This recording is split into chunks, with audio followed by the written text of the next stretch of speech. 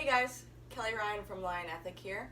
Today I just want to talk about my favorite core exercise, which is the dead bug. Kind of a weird name for an exercise, I know, but bear with it. Really good exercise for just activating your core and teaching your body where it is in space. Let me show you what a dead bug looks like. I set up on my back, arms aiming for the ceiling, knees up like this and bent. And then I get my lower back on the ground before I start. And from here, I drop one arm and leg, opposite arm and leg, and then I bring both of those back up before I drop the other two down to the ground.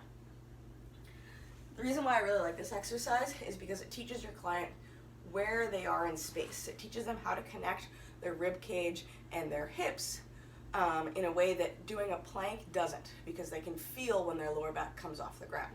And sometimes with a client, I'll put a band underneath their back, like a thin TheraBand type thing, and I'll pull on it as they move their arm and leg, and then we can see if it moves, that means that their lower back came up. My clients don't love it when I do it, but it's a really good teaching tool for them. So where do you start with this exercise? The first one I would do is legs only. So arms and legs up, just keep their arms like this, and they get their lower back on the ground, and then drop one leg down towards the ground, and then the other. Once they've mastered that, I'll allow them to incorporate their arms. The reason why I don't do that right away is simply because I find people get a little uncoordinated in that scenario, and it takes away from the purpose of the exercise. So once they figured out how to do this, the base exercise, now you can challenge their rib cage a little bit more by getting their arms to move too. So that's going to make it a little bit harder for their ribs to not come up, and then they have to manage both those things just a little bit more.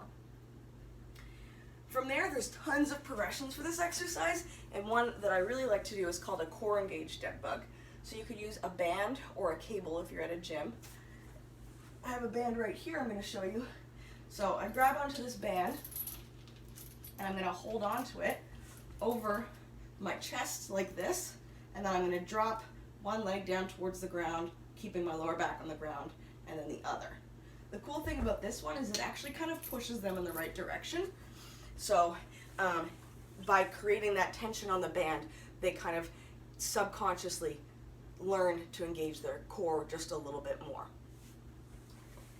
It's like a little bit of like an RNT, or reactive neuromuscular training, because it's pulling you away from what you're supposed to be doing, so you have to work a little bit harder to do it, and then it teaches you to do it better.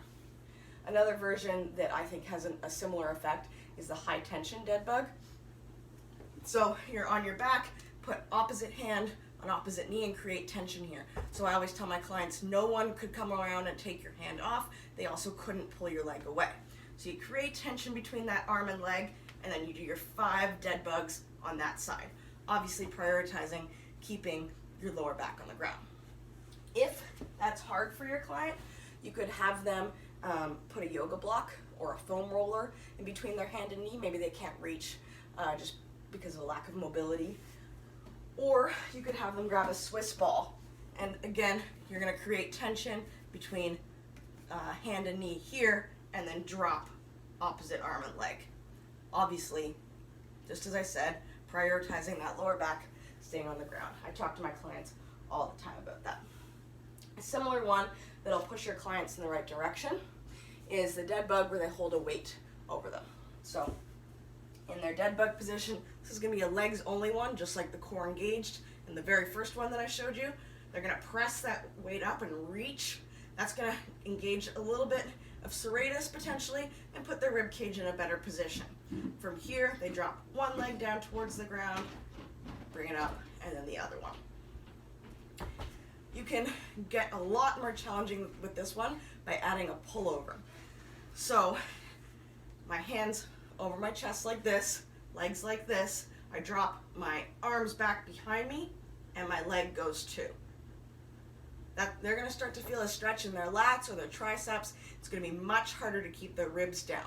This is a further progression. You need to be a bit more experienced to be doing this one. But your clients are going to like it because they're going to feel how hard it is on their abs. Instead, one step before this is the wall press dead bug. So you're going to want to put your head maybe 6 inches away from the wall. Take your hands and press them into the wall like you're pushing the wall away from you. And then we do again another like legs only dead bug, keeping that lower back on the ground. Having your arms overhead, just like the pullover one, makes your ribs want to come up, so they have to work a little bit harder to keep them down. The further you are from the wall, the harder it's going to be to keep tension and keep your ribs down. So I would start them close to the wall and then see how far they can get, keeping that lower back on the ground. You can make any of these exercises challenging by playing with 2 variables, the lever and the time. So I could go straight-legged to change the lever. You're going to want to do this with someone that has fairly good flexibility in their hamstrings. If they don't, it might be discouraging from them. So you can go straight legs here, pull the kneecaps down, pull the toes down, and then go ahead and do your dead bug.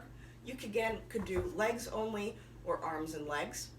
Similarly, take any of the variations I've mentioned, core engaged, holding a weight, wall press, anything like that. Add a little bit more time in this position, and they're going to feel a bit more of a burn, and they're going to be a bit more tired. They're going to like it. All right, those are a number of variety of dead bugs. There are still more out there, but that's a really good start. Play with those. Don't get complicated too early. This is just a really good tool for teaching your clients, or yourself, depending who's watching this video, how to keep your lower back on the ground, how to keep a neutral spine. All right, enjoy. Let me know how they go.